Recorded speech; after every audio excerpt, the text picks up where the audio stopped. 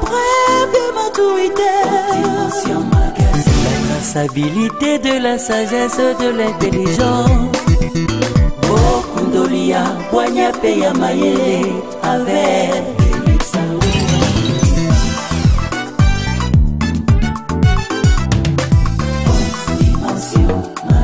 pour recevoir toujours de célébrités. Balais à côté, balais à passion. Sois le bienvenu, il suffit de nous contacter. Mesdames et messieurs, bonsoir. Très ému d'être en face de vous pour vous présenter cette émission, ce grand magazine hors dimension propre de maturité. Parce que ce soir, nous allons recevoir le DJ suprême, l'artiste en vrai, l'artiste de perfection, l'artiste qui fait tabac. Pas seulement à Kinshasa, dans notre ville, province de Kinshasa, dans nos provinces, en Afrique, en Europe, partout dans le monde. Vous connaissez de la personne que je suis en train de parler, c'est DJ Samarino Sama Baby. Vous comprenez, moi, je suis un Sokoli. Et là, on est à Sindi. Quoi, c'est que ça rabat tout le monde. Fête, restauration, merci. Merci à notre directeur général de cette chaîne, M. Olivier Massanibo. Merci à notre directeur des programmes, M. Mosco Kabongo. Merci au réalisateur majeur de cette émission, M. Chiga Mambal, au coordinateur de cette émission, Beloti Kati, Samuel Leto, Papa Nabel Tony, qui est à la prise de vie. Merci à Chantal Meke, l'assistant de M. Chiga Mambal, qui est à la prise de vie. De partout, dans Kinshasa, dans Brazzaville, partout dans le monde, nous sommes en direct des couleurs télévision. Nous sommes dans cette émission Ultimation Compte de maturité. Comme cette soirée, j'ai le grand privilège de recevoir DJ Samarino. Bon, on s'est bien avant de mettre son aïe dans les apôtres, dans les akati. Tout en avoir son aïe, armée du salut. Vous connaissez très bien par rapport à les akal, les allélos, armée du salut. Sur l'image.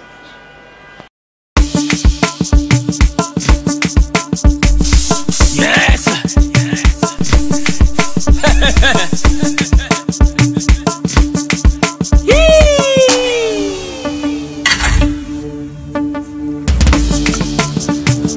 DJ Samarino Sama Baby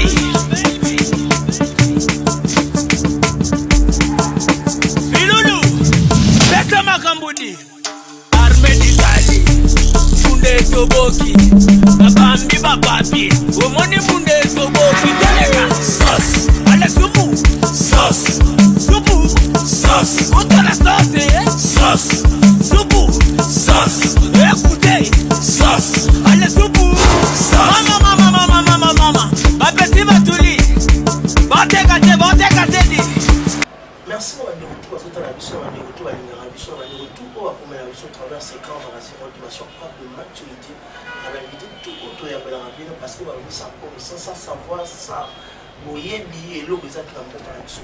Mission la haute dimension propre de maturité dans ma moto pas maté, moto à distinguer, moto à mater la dimension à néant sans arrêter, moto à la macantia, il y a un autre on travaille sur comme dimension propre de maturité. Pour te bonsoir là, les apôtres là, les akati. Il y a un monde et ça et c'est mon ama pour comprendre batani ni autre ça dans mon amour dans la mission. À qui j'ai dit bonsoir DJ Samarino. Bonsoir Belix Superstar, là dans la Superstar quoi. Ça fait très plaisir de vous recevoir sur ce grand plateau de couleurs télévision, animation, magazine propre de maturité. Donc c'est vrai que ça va tourner tout beauté par rapport à sur et dans le cœur dans le bon, en fait, d'abord, on remercie d'abord le bon Dieu pour travailler, d'abord tous en vie. En plus, un grand merci. Nous avons des remerciements. Nous avons recevoir d'abord son abisso. Le biso Samarino, tout le monde a un niveau quelconque. Tout m'appelle artiste. Vous avez un simple animateur, un simple DJ. Bon, mon placé tant que artiste ou administrateur. Donc, je dois remercier d'abord ma fan. Au Bazorata, Naena, Tchéchan en ligne, à l'outil, YouTube, iTunes, partout. Avec la peine, il y a ça au moins recherche DJ Samarino. Pas à son, Bango, Wanande, Basali, Zala. Donc, un grand merci. Je salue Bango Nyos, Alégé moi te distinguer ça te dans beauté là-bas. Merci DJ Samari. Là, on a eu étant que la quartier, même quartier, district Moko. Vous êtes trop humble, très poli, parce que vous avez bien, ma place, vous avez éducation bien. Mais tout un coup comme ça, aussi, vitesse, on s'arrête dans ma bambou, étant les musiques, le lot est dans la fête, dans la boîte de nuit, le restaurant, tout va se faire. Même intervention, donc, aux autres, comme ça, qui était terriblement bon. C'était venu comment et quand musique dans la carte. Parce que tout d'un coup, on va avoir un entier, on a des classes derrière, ça a un business derrière, ça a un tout d'un coup, le lot artiste ici. C'était venu comment? En fait, quand le lobby, moi, on a une famille, quelconque. En fait, je suis en réalité, comme mon ami, on va parler, Benjamin Kalonda. Na botami na Livulu. Na Livulu Lemba. On a mené na botami na moni botami. Et nezara tokola. On a dit que musique to embrassant c'est un peu difficile pour te botama talent peut-être tu as du mal à exploiter directement. Akoli dès les bas âges déjà dans la fan andul. C'est on a qui fait artiste quelconque mais na moi pour s'engager dans la musique directement parce que la famille plus va à l'école d'abord donc autant l'école primaire ou secondaire humanité ou deep après peut-être au rôle pour Nanzela Moussous d'abord plus chic il y a quoi arriver na palais parce que ordinateur je suis un ordinateur qui n'a pas informatique. C'est de là, un ordinateur, on a fixe si je me rappelle bien. Donc, ordinateur, on a des démarrage, carrière, DJ, d'abord carrière avec DJ. J'ai dit d'abord à l'époque DJ Benji. On a banni DJ Benji, on a longué les voulous, on a quitté ma belle chang. On a quitté chang, on a atterri chang, na sans fil bana sans fil so bolo na ngai bana machine na mbote na bino na terrain non na sans fil papa avec na bar mobo bana sans fil ba bien comme longo conteneur ba yeli so machine papa ogande za rochesha champ beta donc tu as masalanga mobo à l'époque avec DJ virtuel papa mambuya za osala Mungu attirer nga plus. Yeso aki nga yona lala peno no lala tina c'est une nuit blanche. Simi machine. Ta finakia. Na yoko la mixte, na yoko ma mix fandi. Tellement il a fait la musique, baboua bien musique, mix fandi. Bar mon à coin. Conteneur. Na venu matanko musoli na mémoire bien. Oza ba 8 ans passés. 8 ans, 9 ans passés. Bar mon conteneur. Là où ça faisait succès à l'époque. Mais pour ça, moi, je suis mon par rapport à la discothèque, on a bon bah qui sauter. Pas. Ndi ba masalanga yo beta mix bien. Ya kana to gino na conteneur. Il peut na kena conteneur na beta première soirée pas. Balinga na tika tandis que na pas la biso ba boya kopo. De bonité. Carrière qui DJ d'abord et démarre. On a vraiment entamé là comme un musicien pour nous dire parcours non on a DJ avant la ça c'est la ultimation propre de maturité donc nous sommes là quand nous sommes les apporter à la parce que artiste dans la mon qui a pour matin sous ça et ça parce que pas matin par hasard est-ce que depuis que vous avez poursuivi votre carrière si les gens commis à l'armée qui s'en est aux autres qui ont matapé cap aux autres pas ils n'ont pas à la mobile si vous détestez catégoriquement ça dans les années non en fait parce que l'autre vous venez de dire que là que on va aller au bar la peut-être tout ce quoi certaines choses bon et là d'abord on a fait la nagi tout le banagi pour moi bon chanceux quoi autant on a bâtiment où il va croire d'abord on a talent chance à l'ibossu na ngai yango donc au bandit dans les néo bêta na quelque part tes mais mais moi non qui n'a bien malgré défaut mais ah yo quand on le bala micro na kutana na bâtiment boy batu on se ko bossa na bango jamais ba tellement belé moi ko cité ba ko ze belé moi cité nyonso émission peut-être ba mi c'est ça muké où il marque dans la vie na kutana batu ba pesa nga chance que non mon gars tu vas y arriver au comme grand moi ben chance où ya nga ya liboso etika au bena eza sengo mutema na nga ilo ka liboso no ezaka kutana bâtiment à bon certains artistes qui m'encouragent avec carrière dans eux to ba vie ça fait carrière dans eux mon personnellement to ko ba ba bah oui, bah l'artiste n'a pas grand, ou y a beaucoup de gens qui sont ailleurs, ou bazara fina qui regardent singai na rai, sur na yoki, quand bote Michael Jackson na plané, ou on a dit depuis non moins. En plus, na yo découvert batama ya ba Chris Brown na l'ami, parce qu'il y a de presque ma carrière, bah son tout ya Chris Brown a ça un peu succès na quand on a mis tout na ibu na télécharger à traduire en haut. On a un modèle où on a poussé que je peux y arriver. Il y a plus de style où on a Liban, mais à peine à pays, bazana bango. Tu vois un peu de grand poète Yangyam.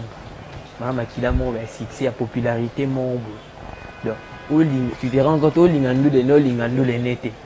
Vous comprenez que au lingaye mon personnalité. J'ai bien Pierre. Papa chéri. Bah, le grand mot par rapport à la texture, une de la moitié de la dimension, on dirait une de la moitié, on dirait une de la déesse. Bah, genre la texture, bah, vie un peu compensation pour ça, oui. Tu peux y bah, pour l'outil, bah, ça, les lots, ça rigole là, bah, les taux, bah, bon, pour l'outil, on a tout. Tu vois, bah, on peut voir une petite, et on a eu là-bas. Merci, on va petit bleu, bah, petit boueza, quand même, boueza, reconnu, bah, comme ça, au bateau.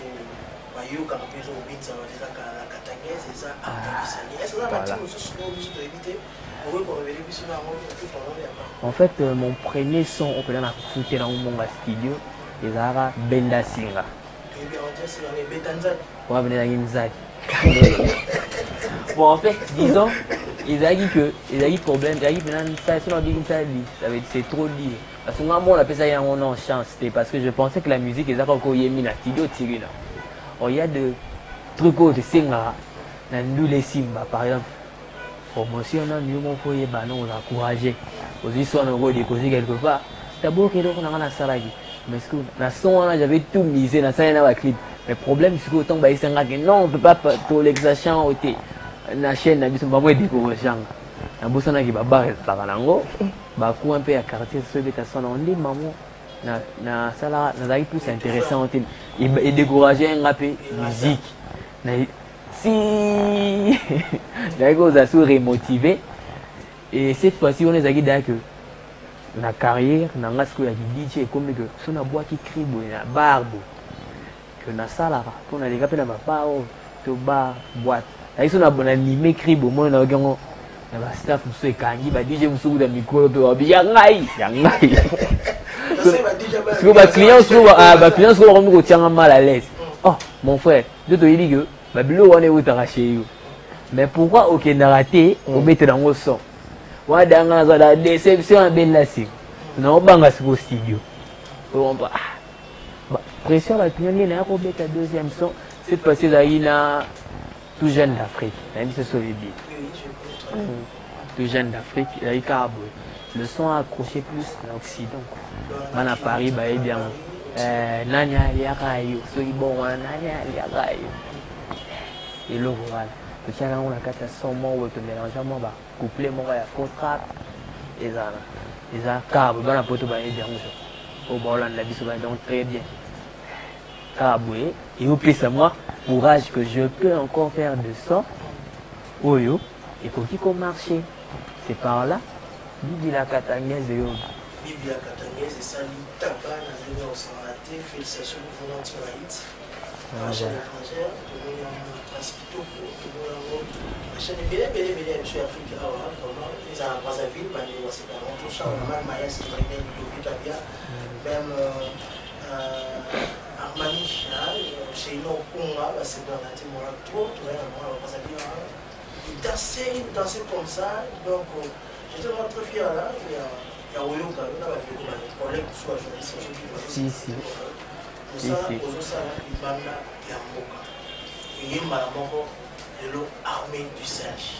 Voilà, vous l'êtes au bout.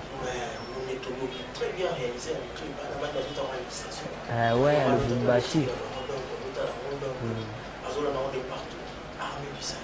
Voilà. Mais Armée du Salut, ils ont suivi le en fait, Spiloul. En fait, Spiloul, le bazar, producteur, il y a même producteur, il y a son. Programmateur, DJ producteur. Ça veut dire quoi? À créer un son, à être capable de propulser son là et qu'il a niveau mon. On a posé qu'à avoir. Donc, à la droit à collaboration. Voilà. Soit-il à l'ami, il y a par exemple Peace Mob, comme si il reçoit au Pimbo, que mon soeur allié au sous. Ce pour eux qui ont un arrangement, ça dit que tu as avancé. Quand tu as avancé, ceux qui ont mené une lettre, tu as dit peut-être sans ton studio arrangement, tu as dit un plus. En fait, à Lubumbashi d'abord, avant d'écouter un Lubumbashi, c'est lui qui écoutait un art. Il a découvert Samarino, moi je le connaissais Spiloulou, il est à droite au café, il dit Samarino, la Katangaise, avec la Katangaise accrochée. Ah, il y a comment? Il y a un programme, oh, il doit faire un bord. Il doit faire un bord, il y a un peu de soleil, quand tu as un événement, il y a quoi arriver, il y a quoi inviter un à Lubumbashi. Il est temps qu'on a Lubumbashi, c'était DJ Scotty, a invité un gars. Et au coup, on a Spiloulou. Ah, mon cher, on doit réaliser notre bord. Donc, quand il a son tour, enregistrer son studio, tout le monde est d'accord. Il y a Tchébli, il y a Tchébli, il y a Armée du Salim, il y a Tchébli, il y a Makam. Et le roi est Kindoki. Oh, il y a solo. Parce que je fais à Lubumbashi, je fais presque 400 au bout de l'unité. Je fais avec Spilo, je fais avec PDZ, je fais avec Ronaldo et DJ Paris. Oh, on a goûté ça, non, bon, mais la nuit, c'est de Betaki. C'est l'appréciation d'un studio. Déjà, Armée du Salé, ça a tabac dans studio. On comprenait que, on lâchait Boro. Au clip à des gars, tout est dans Spilo. Spilo, ça dit coproduction, il y a clip, voilà. Réalisateur, on a le Lubumbashi Chaket. Donc, on est là, on est demi-couleur à bien. Ça nous aime pas de plus, quoi. Bana Lubumbashi, on va te bénir à Bino, donc. Deux demain, nous avons déjà donc Banino, la chose à la science, nous sommes sur les réseaux sociaux, Bino, nous sommes après, nous Kisi, M-Joey, Majos, Bino, tout. Donc je suis vraiment pour des semaines. Nous avons pour tout ça sera quelque chose de bien. Tu es toujours là pour la conférence, toujours là pour la réalisation de l'émission. Contactez Bissot, Bino, Bissot, et on nous a l'émission en ligne. Donc, si on baigne Bissot, Bissot, on se donne un mot à la mission en RDC, RDC, on est bien au centre. L'artiste est basé et payé partout dans le pays au centre. Si on a fait ça, félicitations, bravo, c'est pas donner n'importe qui sont profils. On a venir à 30 personnes, ma famille, la Katangaise. Alors, même dit ça, il paye les heures. Merci à DJ Samarine, merci à mon réalisateur Chiga Mwamba, merci à Mélodie Kadissamon, merci à Chantal Mike, merci à DJ Dadi, à DJ Rossa, ça fait bien, ça fait plaisir. Malgré tout, il y a le Lubumbashi, parce que l'artiste bazar, il est la commune, dans ma promesse, dans ma manaka, dans ma ituri, dans ma loja, l'artiste est né dans le partout. Le Congolais qui sont honorés des initiations des Libanais, le Congolais, il y a Lubumbashi, il y a Boma, il y a Matadi, il y a Lufu, Pasteur, Bazar, il y a tout. Pour vous, il y a Suza, pour vous, nous sommes là pour tout le monde, pour la tara pour la valeur, pour le bilan. L'idée Samarine, la tara pour la hit, pour le Katangaise premier. Les femmes, ça là, ça y est, tout 30. Famille, tout, il y a premier la Katangaise. Il y a un peu de monde, il y a un peu d'applaudissements. bénéficier dans ce que vous êtes en train de faire comme travail. Parce que le logo, mais il se fait comme la musique en ligne. Il va se déloger comme un chiquet. Non. Un disque dit, écoute, ma rambo, histoire ici, la cassette audio, écoute, Benotabi. Il écoute, comment on va pousser en ligne, on s'en la musique en ligne. Est-ce que vous bénéficiez dans tout ça? Toujours, on va dire, tu vas premier, aux autres années, en fait, problème majeur, c'est que biso to bomi musique te. C'est que les consommateurs, bango mokonde ba carrière pe artiste bien en péril. Pourquoi? Par exemple, tant CD anon âgé avant le Babylone, et là on a les bossés on va essayer de CD une piraterie par exemple. Au moins on a un CD original ça marine au venir retient $5 au grand poète. Par grand poète basé Nicolo Bazarobé ta musique j'ai un CD à $15 mais moi baissé en Alexandre 2500. C'est que yo les consommateurs vont s'en foutre qui est calé dans lecteur na Italie prix vous comprendre les arabes artistes c'était ça de côté ils ont moins erreur pourquoi tout ça moins négligence que ça soit ba producteur na ba artiste mais ba te payer mingi bazara tenter de consulter ba au télécharger tout pour la pourquoi et bon Léon ba musique à flash oui les gars 50 francs flasher carte mémoire 100 francs plutôt. Léo musique à 100 francs, autour de lui du bateau à la côte. La musique à 100 francs, bah au moins tu check que du nieto et musique, tu check la musique 100 francs. Chanson mon quoi. Alors tu payes 3 chansons à carte mémoire, là, je comprends. Non. Lélo avant tant que banda qui mara, tant que BT Bibi la Katangès, ça la musique peut-être par rapport qu'on a succès.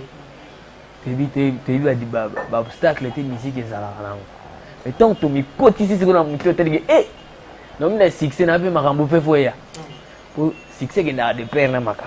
Pour nous, maman conscience dans les mati, que non, faut n'a pas rapper musique, n'a pas le CD, production CD comment passe, il faut chanter dans la plateforme. Ok, t'es tout le gars, contact le bon la première son dans la plateforme, dans les licences parce que Bibi déjà, le roi des Kenya show, on pouvait plus rattraper. Sous ces montres aussi à Instagram pour na bana poto ti le basenga bana poto basenga on a rozonga na studio na fichier web pour batcha on la plateforme mais il faut fichier MP3 T faut web na rozo web na tilika ba audio ba consommer ba on ça la bon quand même moi bien quand on est en bon merci à DJ Samarino Sama Baby ça fait très plaisir de vous recevoir sur ce grand plateau de Couleur Télévision prendre de maturité. Donc maman il quand même peu bayo parce que là il y a personnellement ça maturité sur le temps là au travers le monde bah il y a vraiment 4 là di banana yo te zaki bien bah il va faire profil dans la bande quand même azui idée à l'artiste qui est en face de moi. DJ Benji, DJ Samarino Sama Baby le lot armé de ça toujours OK ça me fait très plaisir. Mais maman il quand moi le 17 mars DJ Samarino Sama Baby donc on s'est produit dans Livolo dans ma belle mamie on Jérusalem donc production HD Légende voilà c'est bien un concept qui Togo au soleil dans cette il y a Kintu. Comment c'était venu l'idée? Tout d'abord il y a concept on a Kintu et puis pourquoi vous avez accepté cette production des HD Légende le 17 mars dans Suite Night Club? Moi je dirais ça ma destin, tu vois. Oui. Destin moni d'ici qu'à Solandi de gonanga ya HD Légende d'ici qu'à Ruta et coïncider ce qu'on est ici qu'à Samarino à Ruta. C'est un frère tout ça bah dit mususu d'ailleurs hors production quoi. Nga sala mamna ngai pas sala mamna événementiel mais tukuta ngande aya ndeti tukuta na série moi vie aya ndeti puis ngami na bota mali libulu oh ngami na zala wana na vini ngani ngaza kana kasa yo ngaza kana kwilu ngaza kana nini oh ya solo na ndala ngaza kana ndala par exemple oh ya ebi ki on za mabe na biso ebi ke basona ngape kuna ebeta fort mais bien sûr il y a acheté des gens bien en aïe version cross à la négo en aïe aïe non je peux mettre des moyens en jeu tout ça quand même, tout ça il a bana. Il voulait le tellement on était tellement spécial, pourquoi? On a mon pour dans elle va partir église, tout ça là ya mais ça tout banni na bango. Elle va tout banni na bango. Léomona à partir aller il y a un conseil PO qui est moulai ba kinto et PO ya ba idée et pour dans le 17 mai le 17 mai je vous invite bana livulu so bozo landanga mwana bino yeyo Benjamin DJ Samarino Sama Bey oka moko boyebi aozana na bele wa ça m'a plaisir so boye bele autour à piscine la suite night quoi to rétabli Tara wana quoi. Donc je parle pas seulement à Livulu, je vois Banzalemba, je vois Inikine, je vois au salon, au Lemba super, au Rigini, parce que ça Lemba. Et ça Lemba, bien sûr tout ça Lemba. Boya, tout ça m'a bien.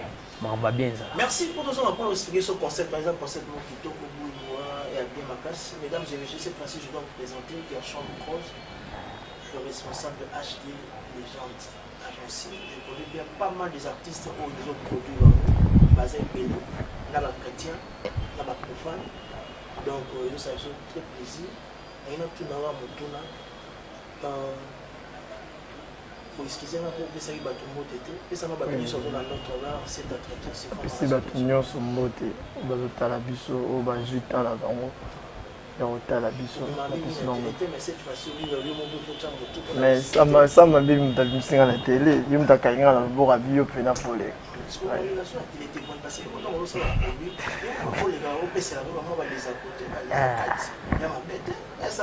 Il y a un délicat. C'est ça ma raison mon privé on a mon ami. Oui. Ma raison mon privé oui ça là qui a mon ami à la télé mais. Non, nous avons raison dans mon privé, oui, c'est là qui n'a pas la TVT, mais les loups, il n'a pas ça, ma baby. Et on a dit que dans les canaux TV. Oui, Kinto, ils ont jeté. Dis-moi, Gershom, acheter les gens, production les 17 mai, la Suite Night, où ils ont un niveau. Pourquoi seulement le choix de l'artiste Sama Baby? Sama Baby, tu le bas déjà. Tu bandana, tu bandines les lotés. Tu bandane kala pina ndi ka vinding ezala tout un si bateau tous en ba projet belé na oyeba wala kula katangeze bimité ozoye ba lisusu tu bandane kala ndi ka ezala relation kitisi biso tellement ba projet wana tous en ngo trop na ye bref eza que nazo pona ça ma éviter que pona la katangeze to pona armée d'Isali nazo pona ye parce que place de route na naye ba projet tout ça là na yango ya tout réaliser entre ngana oui yango ils se réaliser c'est ça il est open na poneli yango. Comment sont les préparatifs pour la Mokoloa le 17 mai la Suite Night? Est-ce que déjà ma belle passer la monnaie promotion ils ont quasi tout na réseaux sociaux que na ba télé na biso comme ça qu'est-ce qui se passe là il y a sur là ba partenaire aux ana bandeko pe oyebani ozapana mwa lisolo na bango mais on dirait vite c'est ça tout na réseaux sociaux ça quand ba bomeli biso musique yango na ba système de téléchargement il y a beaucoup de la même idéologie là mais qui na biso pas mona oui pas mona na bango pe boye ba publicité oui Delix TV Zambon mais oui mais oui tozangi yango te mais TV Zambon tout ça moi problème mon je ne sais pas si na habité sur les akini par rapport ya bateau bando gérer côté ya pib pour balandi de maramba télé ba onde ba du moins lanterne wana ya maramba télé mais nyonso des autres bondi ça qui en pour télé déjà tout ça la paix pour me sortir la télé c'est ça. Merci beaucoup. Donc comment sont les préparatifs donc pour confirmer ce rendez-vous ça pour confirmer banakin ngaku nomona lemba karate ngazo mona kin mobimba pour ça Marie nazo beta musique pour na bana lemba te mbanza lemba te bakoto wana tout a beta musique pour na bana nyonso ya Kinshasa azo représenter Congo mobimba ça veut dire que batu nyonso oyo balingi ba soutenir biso to sengi bango eloko te soutien na bango eza présence na bango ça veut dire que présence na binonde et ça la biso bien tout tient la biso gravité et ça ma bien comme grave ça te to be da wolo so déjà de tient la da o tout tient le wana bon oyo binga ba pocha likolo pocha likolo ba ba c'est gratuit tout tient ba fille gratuit Baya, ma garçon peut Baya et ça la bien. Merci beaucoup Garçon Pro, c'est le responsable de l'acheter les gens donc il est très bien parce que l'artiste est au bébé moi je te présenter les lots à la parcours internationalement. Ben Benji, DJ Benji Samarino m'a belé mam les lots sur parcours normal et puis mais tout ceux qui na Samarino te faut ba. Tu continuer. Samarino donc tout ça nous va parce que il y a une tête la fiche tête ya makambo yo. Au sali ba fête belé ba conférence OK na makambo sali ba animation ya kosala te. Comme Colorado le 17 mai aux années parce que là il va couler en nos pesa. Voilà. Pesa na Katanga. Pesa na Côte d'Ivoire. Voilà. Na Pretoria, na Afrique du Sud, na Maroc, na la moni ba image. En fait, au tamboli mokili mobimba donc pesi parce que qui va aux danger so bien. Na ba otawa. Ba te ba otawa. Na Jamaïque. Ouais bisa Congoté. Il y a juste aux danger. Sur le 17 mai. Parce que quand on peut te chier à mon bazar, on a mis la dèche maman. Papa n'a pas tenu aux équipes pour nous à mon colon, on a n'engagé au sang. La PCV n'a chier à mon mambote. Véwana solara bien n'engagé mon véwana. Même si Nicolas boit que c'est un petit naïe pour 4 épineux côté à Sika. Et on va finir un petit naïe. Veillez pas que tout tamboulé d'abord n'engagé. Ouais, c'est la famille. Ouais. En fait, tout est un concept à Sika. C'est-à-dire que qui doit comprendre que entre nous tout même idéologie à Sika. Donc la musique à Kanazaï qui gagne d'ailleurs quand on entend qui gagne ils a sauté. Tout le monde a besoin tout ça main dans main tout maintenant tout la musique la besoin de la podium moi ça là yo. Concept le 17 mars c'est long gagne là.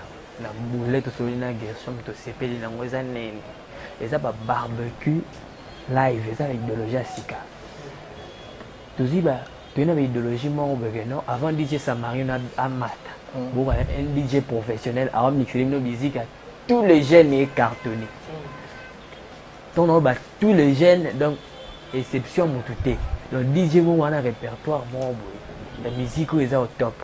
Donc je parle dans son atteint dans deux temps par exemple il y a Guess Fabulous Guess Mawete Inos B Anita Moirabou Jeanne Lange voyez bah Rebotulo on a bien Sarah Sika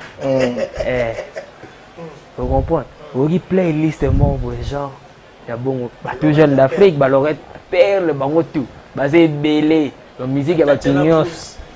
Ah, c'est tout y au félé, il y a au félé. Vous comprenez? Donc génération à Sika, aussi playlist na bango, bien mixé, bien calculé par un très bon DJ déjà ambiancé public et na souka nango DJ Samarino ya beta no showcase mon bazo sur la scène public. Travail concept la personne ici le piscine Ebe bakaka, tout ça on pour na ba fan wana ba petite chance va comprendre que tout mata dimension surtout que dans une étape membre au ba dolba nous les arabes difficile mais tout ça wana kana on a besoin ya bateau on va soutenir biso baza de partout dans on a besoin na bango ba partenaire pe bazo ka travailler c'est comment la situation ils ont opportunité ya openga ba on événement yango to loba concept oyo kinto et bani na Jérusalem na mabele mambe faut bima bana matete pe bana bezana bana ba felemba ou bana bombu bana bezana bana ville coûte bazana bezana. En fait tout on a besoin et d'abord musique na biso au niveau monde. Cela nécessite que tu vas croire dans projet yango parce que ce n'est pas seulement un Samarie. C'est ça que pour un artiste belé bana sima le aussi percer ba on peut bana ghetto bazape bazu motivation que non nous pouvons aussi faire parce que tu la Samarino et ça pour émerger tu la baya ande baro bazako qui est liboso na biso ezaka batia biso maboko kosunga ezaka matériel to mbongo te. Il y a des partenaires tels que ma chaîne, ma couleur TV. Oh, il y a Yemoko, Yeme. Il y a déjà un partenaire, on a vu ce numéro 1. DG, Olivier Massa. Il y a Mondele.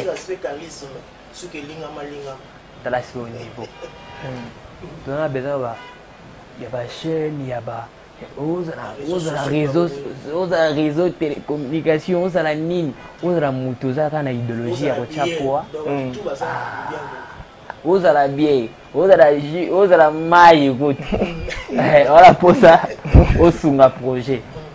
On a tout ça à refondement. Boya vous contacter au Gershom Cross HD les gens de Maramon, et le roi bien, mais surtout il y a des beaux d'abord présence. Pour les lots, il faut retenir les lots. Les lots, par exemple, au monde à la chaîne, il est diffusé par artiste peut-être un mot, il faut par rapport au partenariat. Après, c'est tout poids, c'est la couleur TV. Après, il fallait les refaire. Qualité, Sigo, aussi sentir Sigo. Poids, il faut ça un plus pour un biso artiste. Pour les lots, ça marine, les assocs, ça marine, il y a moi, je sais que ça marine comme il na fongoli on peut besoin d'artistes même sous peut besoin que les boss groupe d'accompagnement mais au bande. Merci de retour à travers ce grand magazine Ordination Pro de Martivité sur l'artiste DJ Samarino Sama Baby de retour à la mission le 17 mai on a bête de l'autre parce que nous sommes tous aux équipes vont passer entre nous les jeunes. Les jeunes a besoin d'échange culturellement, pourquoi pas, il y a des magie, il y a des ensemble, il y a des fertilité, il y a des tribalisme, vraiment le 17 mai, les dates honorifiques. Donc, DJ Samarino, il sera la suite Night Club. Et puis, place sur un restaurant, tel loge, vous êtes tous le bienvenu, la bienvenue, mesdames et messieurs, parce que la vie, Banabassi, c'est gratuit. Les balles les approches à l'école, sur la consommation, au moins d'artistes, nous surtout au Samarino, à Oti, Koloba, à Oti, Kotanga, Awa, nous avons besoin, il y a des talents et des il y a des talents et des avancer, ça sera quelque chose de bien. Voilà, c'est bien la mingi, dans la jeune sur la zone de merci, la zone de plus, pour ça, la chance. Ça ne va pas rater, la bilingue, ça sera quelque chose de bien. Merci André Sessaya, crédit ici la raté, Alvin Nepeya, DJ Dadi, DJ Samarino, vous invite tous nous collaborer. Même à l'époque, on va la passer, Boya, concept, on va les baliser déjà, tout le monde, ok, la Matsalimba, et ok, la Matete, ok, la Bon Marché, et ok, la Matoke. Et puis sur le mois là et on commence dans la province là les lobbies tout ça déjà dans le combat sur la Katanga et retour bien ça sera quelque chose de bien. L'idée ça m'a mis mon chien déjà dans la grande distribution parce que pour le pays déjà dans la série il y a eu si non c'est pas voilà tout le monde tout le monde proposer puis sur le logo ni nana capella comme ça mario katama armée du salut moi ok vous savez quand même métissage sur les 17 mai aux là tout le katama ni sur 4 bayo ça vous marche malgré ce que j'ai dit mais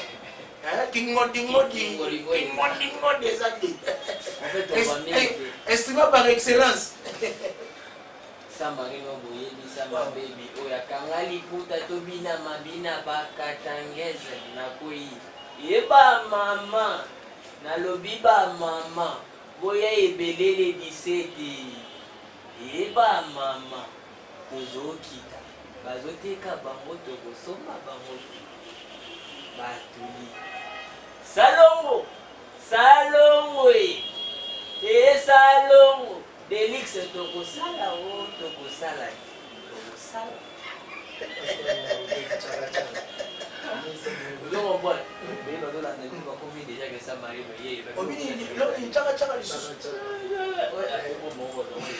ouais c'est bon ça m'arrive mais oh dimanche est-ce qu'il te sont pas mais là on va voir avec Corbélia il faut me lancer Babilo bye les 17 mois laisse-moi laisse-moi rasiga balobi Elle fait genre, mais pourtant, on le touche comme ça. Yomi nene no ya pamba. Bon, simboga, bon, va sim.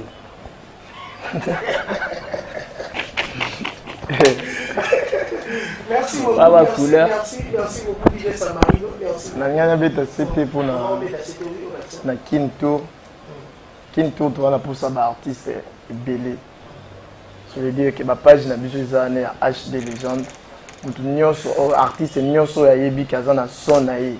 Ayebi kazana assurance talent na ye. Tout ça a besoin de na Kintour, tu vas pour ça, partenaire. Boya soutenir. C'est ça, idée moko aujourd'hui.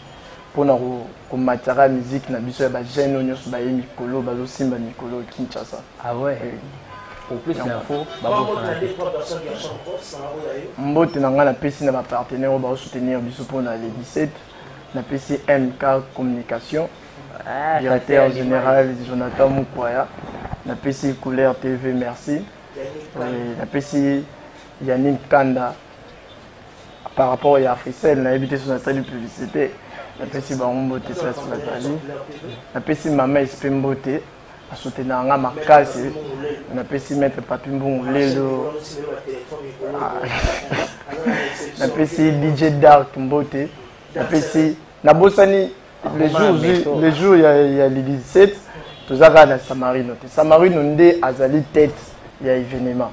Mais tout ça à DJ Dark, tout ça à DJ Darké. Tout ça na Immortel Baby, tout ça na Kertis, tout ça na Bazai Belé wana na se wana ba beta wana les jours. Merci beaucoup Gerson Cross. Merci. Na bosani bébé Paniel. Bébé Paniel. Na pesi Priscilla la Megan. Oui. Beauté.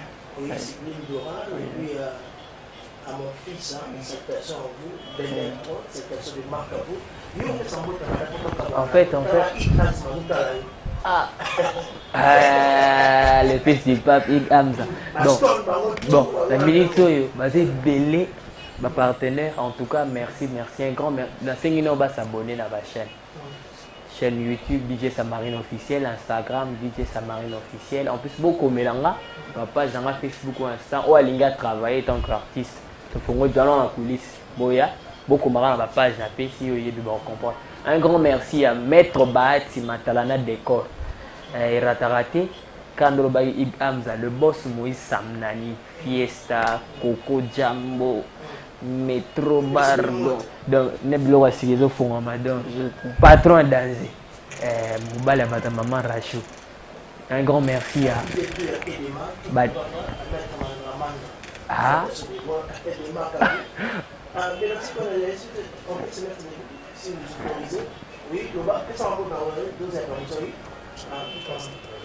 ouais, en fait, quand on est en continu, Bazali,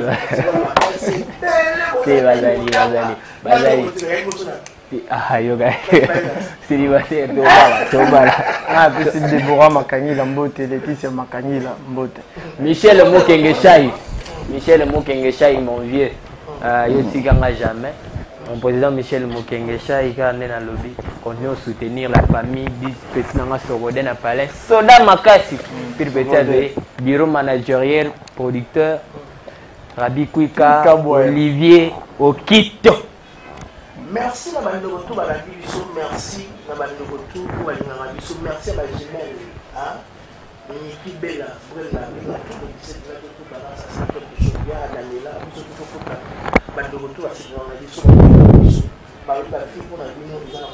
merci à Berger, bien malin, donc toujours à l'assistance de Mamba, merci à Junior, Jonathan Mokola, merci à Bibé, merci à Chantal Kibeke, merci à DJ Dadi, merci à tout Kaboya, Vitesse à Mboka, merci à Beloti Kadi, Papa na Betoni, mon salade, on s'en a été.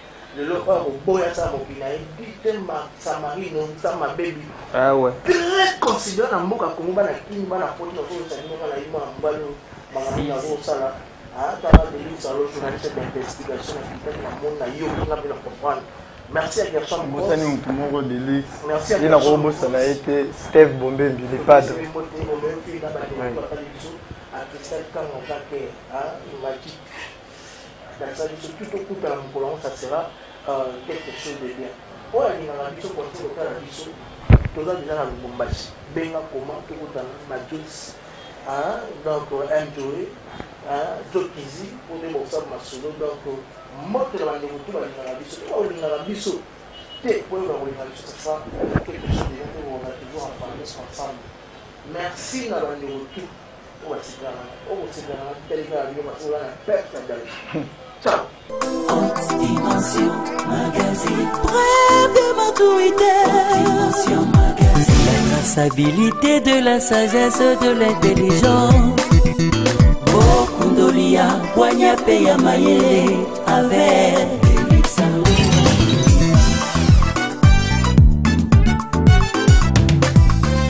Dimension Magazine. Pour recevoir tout genre de célébrités. Haute Dimension Magazine. Balez à côté, na balez à Kati. Sois le bienvenu, il suffit de nous contacter. Haute Dimension